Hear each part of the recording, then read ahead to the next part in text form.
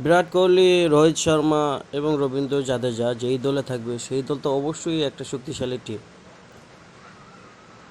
কিন্তু অত্যন্ত দুঃখের বিষয় তারা একসাথে তিনজন অবসর নিয়েছে।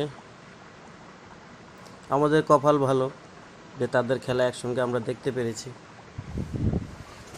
ভবিষ্যৎ যারা আসবে আশা করব তাদের স্থলাভিষিক্ত যারা হবে তারাও আমাদেরকে এইভাবে ভালো ভালো খেলা উপহার দিবে, বিনোদিত করবে। তাদের অবসর ঘোষণায় কিছুটা মর্মাহত আমি, কারণ আমি একজন ইন্ডিয়ার ক্রিকেট খেলার ভক্ত।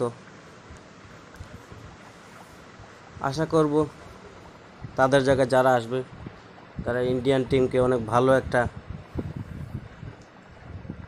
পজিশনে নিয়ে যেতে পারবে। আপনারা কি বলেন? তাদের অবসর আপনাদের কাছে কেমন মনে হলো? কমেন্ট